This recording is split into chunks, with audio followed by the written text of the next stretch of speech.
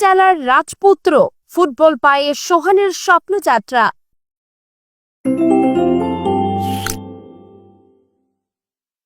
সাধারণত খেলাধুলা মানেই প্রশিক্ষণ, পৃষ্ঠপোষকতা, বড় শহরের ক্রীড়াঙ্গন আর উচ্চবিত্ত পরিবারের সুযোগ সুবিধা।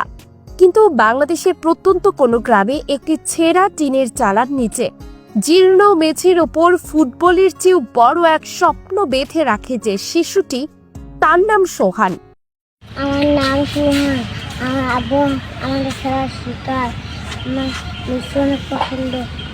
ভবিষ্যতে কি হতে চাও তুমি? খেলোয়াড় হতে চাও? চাই। মেসি খেলা আমি দেখছি। মেসি অনেক ভালো খেলে। তোমাকে এই খেলা আয়ত্ত করলে কিভাবে তুমি? আমার আব্বু শিখিয়েছে। তোমার আব্বু শিখিয়েছে? তার বয়স সবে 5.5, অথচ চোখে এমন আত্মবিশ্বাস যেটা অনেক পেশাদার খেলোয়াড়দের মাঝেও বিরল। সে জন্মেছে কুমিল্লার মতলব উত্তর উপজেলার একটি দরিদ্র পরিবারের সন্তান হয়ে, যেখানে প্রতিদিনের সংগ্রাম মানে একবেলা ভাত, একজোড়া ব্যবহারযোগ্য জুতা আর মাথার উপর থেকে টিন চুইয়ে না পড়া বৃষ্টি। সোহানের বাবা সোহেল প্রধান একজন সাইকেল মেকানিক। নিজের স্বপ্ন বলতে যা কিছু ছিল, জীবনের চাকা ঘোরাতে ঘোরাতে তা হারিয়ে ফেলেছেন। কিন্তু সেই ক্ষয়িষ্ণু চোখ দুটোতে আজও ঝিলিক দেয় যখন ছেলেকে দেখেন বল নিয়ে খেলতে। আসসালামু আলাইকুম, আমার নাম মোহাম্মদ সোহেল। আমাদের বাড়ি মতলব উত্তর সারপাশানি গ্রাম, বাড়ি প্রধান বাড়ি। আমি প্রথমেই ধন্যবাদ জানাই তারক রহমান সাহেবকে। আর আমিনুল কাকাকেও আমি ধন্যবাদ জানাই আমার বাড়িতে আসার জন্য। তবে আমার বাড়িতে আইসা উনি যথেষ্ট পরিমাণ সোহানের পুরস্কার আবিদাবি বহুত দিছে, 1 লক্ষ টাকাও দিয়ে গেছে। আর প্রত্যেক মাসে মাসে তার খরচ দিবে, এমনকি 7 বছর 7.5 বছরের কালে গিয়া আর বিদেশে ভর্তি করে দেবে, আশ্বাসও আমাকে দিছে। আমি বিশ্বাস করি তারা আমাদের দেশের মাথা, আমাদের মাথা। সোহান আমার ছেলে, আমি মনে করি সোহান আমার ছেলে না, ও এই দেশের সম্পদ, এই দেশের ছেলে, এই দেশের সম্পদ। আমার বিশ্বাস তারা এই কথা রাখবে, আমার ছেলেকে তারাই মানুষ করে দিবে, এমনকি বিশ্বমঞ্চে ফুটবলার বানিয়ে দিবে, ভালো যাতে খেলে। সকালে ঘুম থেকে উঠে অন্য শিশুদের মতো স্কুল ব্যাগ নয়, সোহানের হাতে থাকা পুরনো এক ফুটবল, বাবার হাতে থাকে নির্দেশনার ভাষা। উঠোনে, ঘরের মেঝেতে কিংবা গ্রামের রাস্তার পাশের ফাঁকা জায়গায় বাবাই তার কোচ, বাবাই তার অনুপ্রেরণা।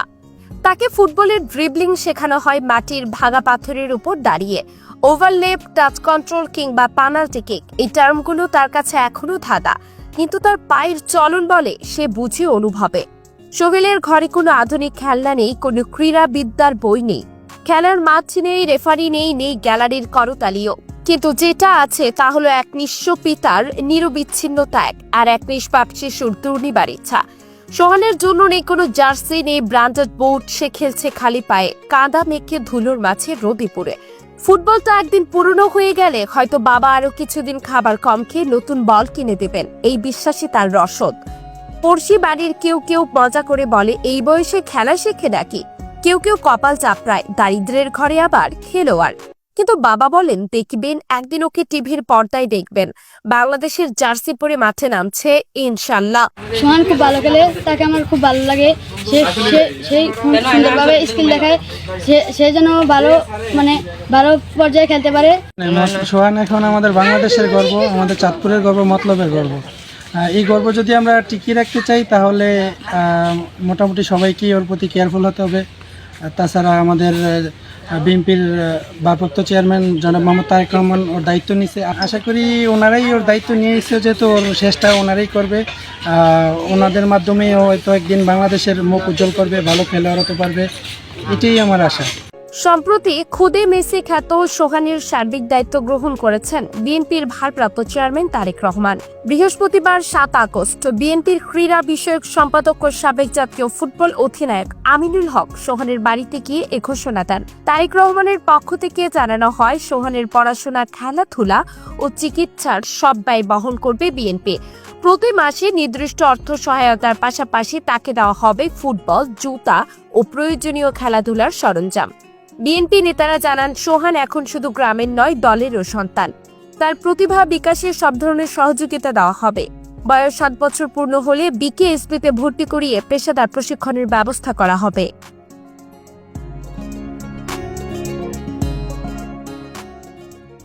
এই কথায় কোনো অহংকার নেই, আছে এক বুক কান্না চেপে রাখা স্বপ্ন। মেসি, নেইমার, রোনালদোদের জীবন শুরু হয়েছিল তেমনি কোনো ছোট গলির কোনায়, হয়তো ট্রাশ ক্যানের পাশে কিংবা ঝুপড়িতে। সোহানের সেই শুরুটা কোনো ব্যতিক্রম নয়। সে পথ শুরু হয়েছে ধুলো, কষ্ট আর ভালোবাসা দিয়ে। বাংলাদেশের গ্রামেগঞ্জে কত শত সোহান প্রতিদিন হারিয়ে যায়, সংসারের অভাবে, সুযোগের অভাবে, রাষ্ট্রের অমনোযোগে। একটি রাষ্ট্র যদি তার প্রান্তিক প্রতিভাকে ধরে রাখতে না পারে, তবে জাতীয় পতাকা যত বড়ই হোক না কেন, তার ওজন হয়তো কখনো বিশ্বমঞ্চে দোলা দেবে না। সোহানের গল্প শুধু এক শিশুর স্বপ্ন নয়, একটি জাতির পরীক্ষার গল্প। সে আমাদের সামনে দাঁড় করায় প্রশ্ন, আমরা কি শুধু তার ভিডিও দেখে বাহবা দিয়ে থেমে যাব, নাকি তার হাত ধরে তাকে বিশ্বমঞ্চে তুলে আনার চেষ্টা করব? সোহান এখনো হয়তো জানে না কোপা আমেরিকা কি বা ব্যালন ডিওর মানে কি, তবে সে জানে প্রতিদিন সকাল মানে তার আর বাবার ছোট্ট এক প্রশিক্ষণ। সে জানে প্রতিদিন বল পায়ে দৌড়ানোর অর্থ একটা ভবিষ্যৎ তৈরি করা।